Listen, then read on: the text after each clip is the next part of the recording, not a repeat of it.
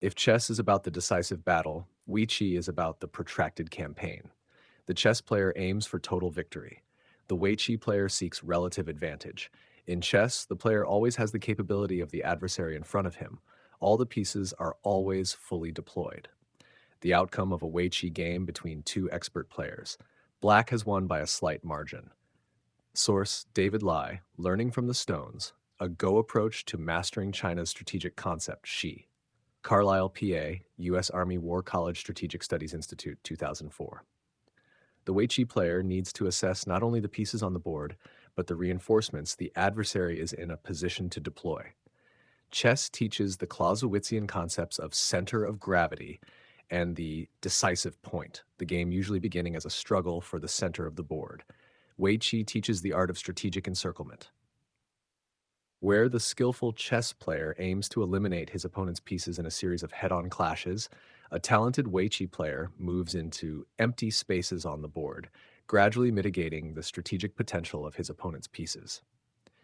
Chess produces single-mindedness. Weiqi generates strategic flexibility. A similar contrast exists in the case of China's distinctive military theory. Its foundations were laid during a period of upheaval, when ruthless struggles between rival kingdoms decimated China's population. Reacting to this slaughter and seeking to emerge victorious from it, Chinese thinkers developed strategic thought that placed a premium on victory through psychological advantage and preached the avoidance of direct conflict. The seminal figure in this tradition is known to history as Sun Tzu, or Master Sun, author of the famed treatise The Art of War. Intriguingly, no one is sure exactly who he was. Since ancient times, scholars have debated the identity of The Art of War's author and the date of its composition. The book presents itself as a collection of sayings by one Sun Wu, a general and wandering military advisor from the spring and autumn period of Chinese history, 770 to 476 BC, as recorded by his disciples. Some Chinese and later Western scholars have questioned whether such a master sun existed, or, if he did, whether he was in fact responsible for The Art of War's contents. Well over 2,000 years after its composition, this volume of epigrammatic observations on strategy, diplomacy, and war, written in classical Chinese halfway between poetry and prose, remains a central text of military thought. Its maxims found vivid expression in the 20th century Chinese Civil War at the hands of Sun Tzu's student Mao Zedong, and in the Vietnam Wars as Ho Chi Minh and Vong Nguyen Giap employed Sun Tzu's principles of indirect attack and psychological combat against France and then the United States.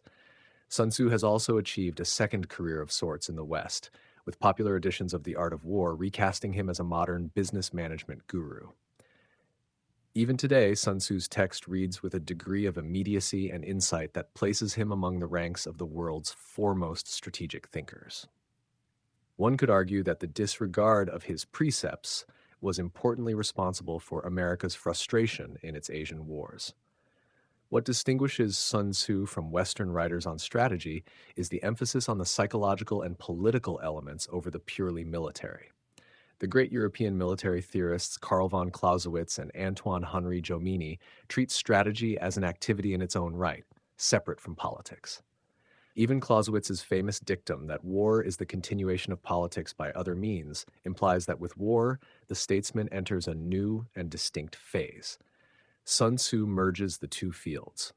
Where Western strategists reflect on the means to assemble superior power at the decisive point, Sun Tzu addresses the means of building a dominant political and psychological position such that the outcome of a conflict becomes a foregone conclusion.